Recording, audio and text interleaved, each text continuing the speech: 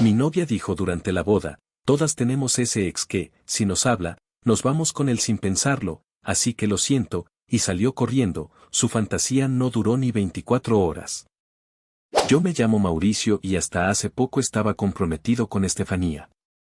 Llevábamos 5 años juntos y, hasta hace unos días, creía que la conocía bastante bien. Nos habíamos conocido en la universidad y la relación fue creciendo de manera bastante normal, primero salidas ocasionales, luego formalizamos, después nos mudamos juntos y finalmente decidimos casarnos. Durante mucho tiempo pensé que nuestra relación era estable. No perfecta, obviamente, pero estable. Teníamos discusiones como cualquier pareja, principalmente por temas cotidianos, dinero, horarios, responsabilidades en casa. Nada fuera de lo común. Por eso lo que pasó el día de la boda fue algo que nunca vi venir. La historia realmente empieza un día antes de la ceremonia. Era por la tarde. Estábamos en el departamento terminando algunos detalles de último momento. La boda sería al día siguiente por la tarde, así que ese día básicamente estábamos revisando cosas, confirmaciones del salón, la música, el transporte de algunos familiares que venían de fuera. Estefanía estaba sentada en el sofá con su teléfono mientras yo revisaba una lista de pendientes en la mesa del comedor. Recuerdo que todo estaba bastante tranquilo, incluso diría que el ambiente era relajado considerando lo cerca que estábamos del evento. En un momento escuché que ella soltó una pequeña risa. No fue una carcajada, más bien una risa corta, como cuando algo te parece ridículo. Le pregunté qué pasaba. Ella levantó el teléfono y me dijo en tono de sorpresa. Mira quién me escribió. Me acerqué y vi la pantalla. Era un mensaje de Facebook. El nombre del remitente era Samuel. Yo sabía quién era Samuel. Había sido su exnovio antes de que empezáramos a salir. Según lo que Estefanía me había contado, habían terminado bastante mal y llevaban años sin hablar. No era un tema recurrente en nuestra relación. De hecho, en 5 años creo que su nombre apareció muy pocas veces en conversación. Por eso me sorprendió un poco verlo ahí. Estefanía giró el teléfono hacia mí para que pudiera leer el mensaje. Decía lo siguiente. Sé que te casarás mañana. Solo quiero que sepas que jamás podré olvidarte. Si algún día necesitas algo, siempre estaré disponible para ti. Recuerdo que lo leí 2 veces porque me pareció una forma bastante dramática de escribir. Antes de que yo dijera algo, Estefanía soltó otra pequeña risa y negó con la cabeza. De verdad que este tipo es patético, dijo. ¿Quién manda algo así justo antes de una boda? Su tono no parecía molesto ni preocupado. Más bien sonaba como si estuviera viendo algo ridículo. Le pregunté si pensaba responder. Claro que no, contestó inmediatamente. Ni siquiera sabía que todavía me tenía agregada. Después de eso tocó algunas cosas en el teléfono y dejó el aparato sobre la mesa. La conversación terminó ahí. No le di demasiada importancia en ese momento. Pensé que era simplemente el típico ex que aparece cuando se entera de que su antigua pareja está a punto de casarse. Algo incómodo, pero no exactamente extraño. La noche continuó con normalidad. Cenamos algo rápido porque ninguno de los dos tenía demasiada hambre. Más tarde empezamos a preparar las cosas que llevaríamos al salón al día siguiente. Había cajas con decoraciones pequeñas, algunos recuerdos para invitados y otras cosas que el coordinador nos había pedido llevar temprano. Recuerdo que antes de dormir ella parecía un poco nerviosa, pero lo atribuye al estrés normal previo a una boda. De hecho, fui yo quien le dijo algo como: es normal que estés nerviosa. Mañana será un día largo. Ella respondió con una sonrisa pequeña.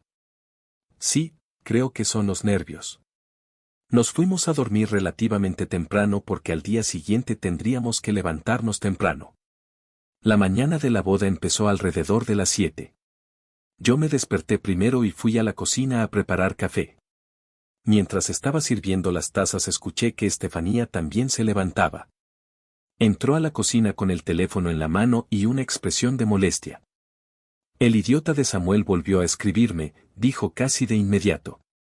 La forma en que lo dijo me hizo pensar que el tema realmente la estaba irritando. Le pregunté qué había pasado. Me mandó otro mensaje hace unos minutos, respondió. No sé si piensa que voy a cancelar la boda o algo así. No me enseñó el mensaje esta vez, pero parecía bastante molesta. ¿Le respondiste? Pregunté. Ella negó con la cabeza. No. Lo bloqueé. Me tiene harta. Luego dejó el teléfono sobre la mesa y tomó la taza de café. El tema terminó ahí nuevamente. Durante el resto de la mañana todo fue bastante caótico, como suele pasar el día de una boda. Llegaron familiares temprano, el coordinador del evento empezó a llamar varias veces para confirmar horarios y el maquillador llegó antes de lo previsto. Estefanía tenía que ir al salón algunas horas antes que yo para prepararse con sus amigas y su hermana. Antes de salir me dio un abrazo rápido. Nos vemos allá, dijo. No había nada extraño en su actitud en ese momento. Si algo, parecía más tranquila que la noche anterior. Yo llegué al salón aproximadamente 2 horas después. Era un lugar grande, con jardín y un área cubierta donde se realizaría la ceremonia. Cuando llegué ya había varios invitados esperando en la recepción. Saludé a algunos familiares y amigos mientras el personal terminaba de acomodar las últimas cosas. Mi mejor amigo, que sería el padrino, estaba conmigo casi todo el tiempo ayudándome a organizar pequeños detalles. A medida que se acercaba la hora de la ceremonia, los invitados empezaron a tomar asiento. Recuerdo que en ese momento me sentía nervioso, pero también emocionado. Era ese tipo de mezcla de ansiedad y felicidad que muchas personas describen antes de casarse. La música comenzó a sonar. El coordinador del evento me indicó que era momento de ir al frente. Yo estaba de pie esperando cuando noté cierto movimiento cerca de la entrada del salón. Una de las amigas de Estefanía salió rápidamente hacia la zona donde estaban los organizadores. Parecía estar diciendo algo con urgencia. Unos segundos después otra de sus amigas salió también. Al principio pensé que era algo relacionado con el vestido o el maquillaje. Cosas normales que pueden pasar antes de caminar hacia el altar. Pero luego el coordinador se acercó a mí con una expresión un poco tensa. Necesitamos unos minutos, me dijo en voz baja. Le pregunté qué estaba pasando. Parece que la novia se siente un poco mal, respondió. Nada grave, probablemente solo nervios. Miré hacia la zona de preparación, pero desde donde estaba no podía ver mucho. Pasaron algunos minutos. Los invitados empezaron a murmurar entre ellos. La música seguía sonando de fondo mientras el personal intentaba mantener todo bajo control. Finalmente vi salir a Estefanía. No venía caminando hacia el altar como estaba planeado. Venía acompañada por 2 de sus amigas y su hermana. La estaban ayudando a caminar lentamente. Cuando la vi de cerca me di cuenta de que estaba llorando. No eran lágrimas discretas. Estaba claramente llorando frente a todos. Las personas que estaban sentadas cerca empezaron a mirarse entre sí, confundidas. Yo di un paso hacia adelante. ¿Qué pasa? Pregunté. Estefanía se detuvo a unos metros de mí. Su maquillaje estaba ligeramente corrido por las lágrimas. Respiraba rápido, como si estuviera tratando de calmarse. Sus amigas intentaban decirle algo en voz baja, probablemente tratando de tranquilizarla. Durante unos segundos nadie dijo nada. El silencio en el lugar se volvió incómodo. Finalmente Estefanía habló. Su voz estaba temblando. No puedo hacerlo. Sentí como si alguien hubiera apagado todo el sonido alrededor. ¿A qué te refieres? Pregunté. Ella bajó la mirada y luego volvió a levantarla. No quiero casarme.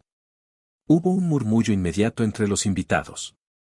Recuerdo haber sentido una sensación muy extraña en el estómago, como si el suelo se moviera ligeramente. Antes de que pudiera reaccionar, se escuchó algo desde afuera. Un sonido fuerte de claxon. Un automóvil estaba tocando la bocina repetidamente en la calle frente al salón. Varias personas voltearon hacia la entrada. Estefanía también miró en esa dirección. Y fue en ese momento cuando dijo algo que creo que nadie en ese lugar esperaba escuchar. Con voz aún temblorosa, pero lo suficientemente fuerte para que todos lo oyeran, dijo. Todas tenemos ese ex que si nos habla nos vamos con él sin pensarlo, así que lo siento. Hubo un silencio absoluto. Antes de que alguien pudiera reaccionar, Estefanía levantó ligeramente el vestido de novia con ambas manos. Y salió corriendo hacia la calle frente a todos. Recuerdo claramente que varias personas seguían mirando hacia la puerta por donde ella había salido, esperando que regresara o que alguien explicara lo que acababa de pasar. Pero nadie sabía qué decir. El silencio era pesado. Yo seguía de pie donde estaba, mirando hacia la entrada. No corrí detrás de ella. No grité. No intenté detenerla. Mucha gente me ha preguntado después por qué no hice nada. La respuesta es simple, en ese momento no sentía nada claro. No estaba enojado. No estaba llorando. No sentía ganas de correr. Lo único que recuerdo es una sensación muy extraña de vacío. Como si de repente todo lo que había estado pasando durante meses, la planeación de la boda, las expectativas, los nervios, hubiera desaparecido de golpe y mi mente simplemente no supiera cómo reaccionar. Algunas personas empezaron a levantarse de sus asientos. Otras se quedaron quietas mirando la escena. Las amigas de Estefanía estaban completamente pálidas. Una de ellas salió corriendo hacia la calle, probablemente para seguirla, pero no volvió de inmediato. El coordinador del evento estaba hablando con el personal del salón, tratando de entender qué hacer. Y entonces escuché a alguien llorar. Era la madre de Estefanía. Estaba sentada en la primera fila, con ambas manos cubriéndose el rostro. Lloraba de una forma que no parecía solo vergüenza o incomodidad.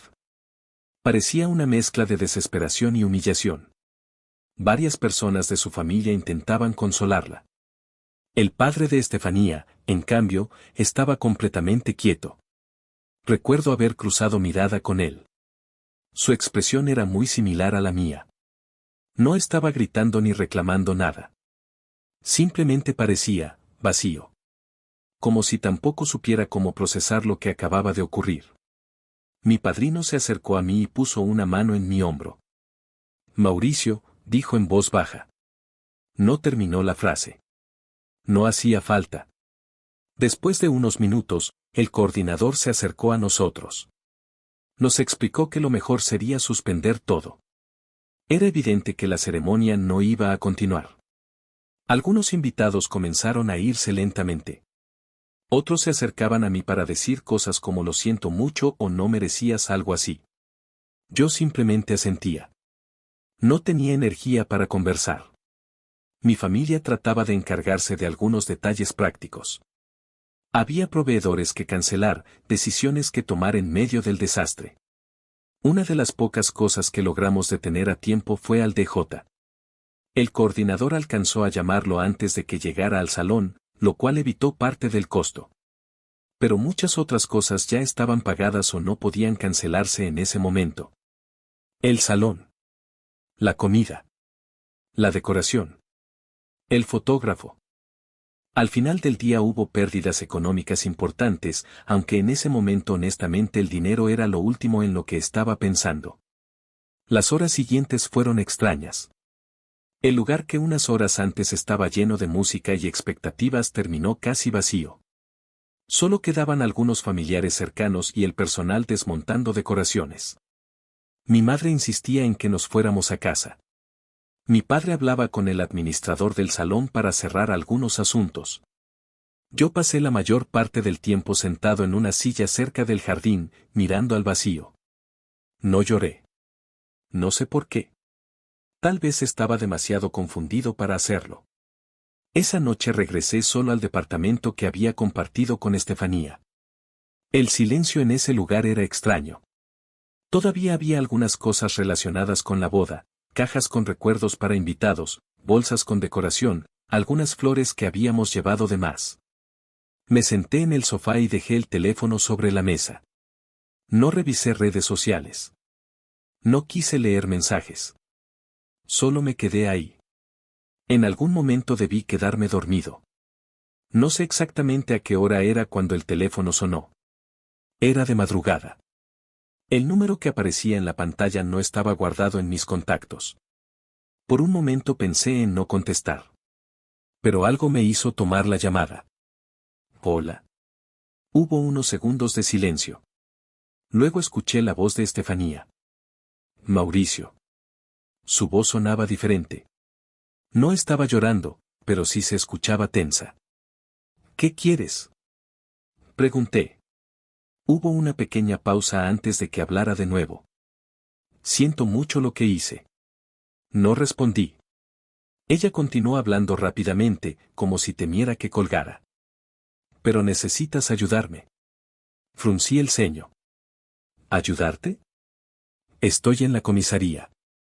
Esa frase me tomó completamente por sorpresa. ¿Qué? Me arrestaron. Por un momento pensé que estaba escuchando mal. ¿De qué estás hablando? Estefanía respiró hondo antes de explicar. Samuel quería huir del país. Sentí un pequeño nudo en el estómago al escuchar ese nombre otra vez. Por eso me habló, continuó. Quería que me fuera con él. Mientras hablaba, su voz empezaba a sonar más desesperada. Pero lo detuvieron. Y cuando revisaron todo, descubrieron muchas cosas. No entendía a qué se refería. ¿Qué cosas? Delitos, dijo finalmente. Robos a empresas. Fraudes. Varias cosas. Guardé silencio. Lo metieron directo a prisión, agregó. Pero ahora dicen que yo soy su cómplice. Esa frase me hizo cerrar los ojos por un segundo. Vamos, Mauricio, dijo ella rápidamente. Tú sabes que no soy su cómplice. Su tono ahora era claramente suplicante. Necesito que me ayudes a salir de aquí. No respondí de inmediato. Mi mente estaba tratando de procesar demasiada información al mismo tiempo. Hace apenas unas horas ella había salido corriendo de nuestra boda diciendo que se iba con su ex. Ahora me llamaba desde una comisaría diciendo que la habían arrestado porque ese mismo ex era un criminal buscado. Mauricio, insistió. Por favor. ¿Qué quieres que haga? Pregunté finalmente. Habla con alguien. Un abogado. Diles que yo estaba contigo. Que tú sabías que yo no tenía nada que ver. Fue en ese momento cuando sentí algo diferente al vacío. No era rabia exactamente. Era más bien una claridad fría. Déjame en paz, le dije. Hubo silencio al otro lado de la línea. Mauricio. No la dejé terminar. Colgué. Apagué el teléfono y lo dejé sobre la mesa. No volví a dormir esa noche. A la mañana siguiente recibí otra sorpresa. Me llamaron para presentarme a declarar. Al parecer, durante su interrogatorio, Estefanía había dicho que yo sabía todo. Que yo estaba al tanto de la situación. Que incluso sabía de los problemas legales de Samuel. Obviamente eso era completamente falso. Nunca había tenido contacto con ese hombre. Ni siquiera sabía a qué se dedicaba. Pero ahora mi nombre estaba en medio de todo el asunto. Así que tuve que ir a la comisaría a dar mi declaración. No voy a entrar en demasiados detalles legales porque todavía hay cosas en proceso. Solo diré que fue una experiencia surrealista. Hace menos de 24 horas estaba esperando casarme. Ahora estaba sentado en una sala respondiendo preguntas de policía sobre un tipo acusado de fraudes y robos empresariales. Y sobre mi exnovia, que aparentemente había intentado huir con él. Todavía no sé exactamente en qué terminará todo esto. Estoy esperando que las autoridades terminen de revisar la información. En cuanto tenga noticias claras, actualizaré la situación. Porque sinceramente, ni yo mismo termino de entender cómo mi boda terminó convirtiéndose en algo así en menos de un día. Actualización. Han pasado 3 semanas desde que publiqué lo que ocurrió el día de mi boda. Varias personas me escribieron preguntando qué había pasado después, porque cuando terminé el post original todo todavía estaba en proceso. Ahora la situación ya se resolvió legalmente, al menos en lo principal, así que puedo contar cómo terminó todo. Voy a intentar explicarlo de forma clara porque incluso para mí fue difícil entenderlo al principio. Cuando fui a declarar a la comisaría ese mismo día, las autoridades ya estaban investigando a Samuel desde antes. Según lo que me explicaron después, él llevaba tiempo involucrado en varios fraudes financieros y robos relacionados con empresas pequeñas. No era algo improvisado, había toda una investigación abierta desde hacía meses. La razón por la que lo detuvieron justo ese día fue porque intentó salir del país. Aparentemente tenía un plan para huir, y por eso había estado contactando a Estefanía. Al principio, cuando ella me llamó desde la comisaría diciendo que no sabía nada de sus delitos, yo no tenía forma de saber si decía la verdad o no. Pero con el paso de los días la policía empezó a revisar sus teléfonos, mensajes y registros. Y ahí fue cuando todo empezó a aclararse. Resulta que la historia que ella me contó, que Samuel apareció de repente un día antes de la boda, no era cierta. Habían estado hablando durante semanas. Las conversaciones se recuperaron de los mensajes guardados en sus cuentas y en el teléfono de Samuel. Cuando el caso pasó a revisión judicial, esos registros se presentaron como evidencia. Yo mismo llegué a ver algunos de esos mensajes porque el fiscal me mostró partes durante mi declaración ampliada. No voy a repetir todo lo que decían porque eran muchas conversaciones, pero el patrón era bastante claro. Samuel empezó contactándola semanas antes con el típico discurso de nostalgia, recordando su relación pasada, diciendo que nunca había podido olvidarla, cosas así. Al principio Estefanía respondía de forma bastante neutral. En los primeros mensajes incluso parecía que lo estaba rechazando o que lo tomaba como una conversación incómoda. Eso fue lo que su abogado intentó usar después para defenderla, que ella parecía inocente al inicio. Pero con el paso de los días el tono cambió. Samuel empezó a hablar de dinero. Decía que había ganado mucho dinero con negocios y que estaba planeando irse del país. Mencionó varias veces que tenía suficiente dinero para empezar una nueva vida en otro lugar. Según los mensajes, el destino que mencionaba era Nueva Zelanda. No sé por qué eligió ese país en particular, pero lo mencionaba varias veces. La conversación comenzó a volverse más fantasiosa. Él hablaba de empezar una vida desde cero. De desaparecer. De dejar todo atrás. Y en algún momento Estefanía empezó a seguirle el juego. Los mensajes mostraban que ella empezó a imaginar esa historia con él. Hablaban de cómo sería llegar a otro país. De cambiar de vida. De escapar. Era evidente que se habían construido una especie de narrativa romántica alrededor de todo eso. Como si estuvieran viviendo una historia de película. Lo más extraño es que en muchos mensajes Estefanía parecía mantener cierto tono de duda. Como si una parte de ella supiera que todo era absurdo o peligroso. Eso fue algo que su defensa intentó usar después, argumentar que Samuel la estaba manipulando emocionalmente.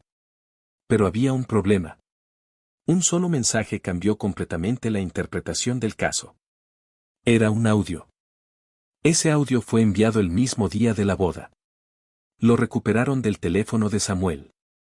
Y fue la prueba que terminó destruyendo cualquier intento de defensa. En el audio se escuchaba claramente la voz de Estefanía. No parecía nerviosa ni confundida. Sonaba emocionada.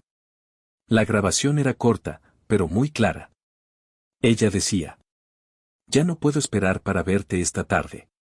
Ya sé que esto es un amor prohibido y no me importa si ese dinero está manchado. Me encanta si me gusta la adrenalina de que nos persigan. Cuando escuché ese audio por primera vez sentí algo raro. No fue tristeza. Fue más bien una sensación de desconexión. Como si esa persona que hablaba en la grabación no fuera la misma con la que había vivido 5 años. Ese mensaje dejó claro dos cosas. Primero, que ella sí sabía que el dinero de Samuel venía de actividades ilegales. Segundo, que no solo lo sabía, sino que aparentemente lo encontraba emocionante. Eso cambió completamente la postura del tribunal. Durante el proceso ella intentó defenderse diciendo que todo había sido una fantasía, que nunca pensó que Samuel estuviera realmente involucrado en delitos graves. Pero el audio contradecía directamente esa versión. La frase "no me importa si ese dinero está manchado" fue citada varias veces durante el juicio. A partir de ese momento el caso se volvió bastante directo. Samuel ya enfrentaba múltiples cargos por fraude y robo corporativo. Las autoridades tenían registros financieros, transferencias sospechosas y denuncias de varias empresas. Su condena era prácticamente inevitable. El tribunal finalmente lo sentenció a 25 años de prisión. En el caso de Estefanía, la situación fue distinta. No se le acusó de cometer los fraudes directamente, pero sí de complicidad. Las pruebas demostraban que conocía el origen del dinero y aún así estaba planeando huir con él usando esos recursos. Además, las conversaciones mostraban que estaba involucrada en el plan de salida del país. Por eso el tribunal determinó que tenía responsabilidad penal. La sentencia final fue de 5 años de prisión por complicidad. Durante el juicio ella intentó involucrarme. Su abogado argumentó que yo sabía de las conversaciones o que al menos tenía sospechas. Pero no había ninguna prueba que respaldara eso. Nunca hubo mensajes entre Samuel y yo. Nunca hubo registros de que yo supiera algo. Incluso las conversaciones entre ellos mostraban que Estefanía ocultaba todo. Para las autoridades quedó claro que yo no tenía relación con lo que estaban planeando. Así que finalmente quedé completamente fuera del caso. Legalmente, mi situación está cerrada.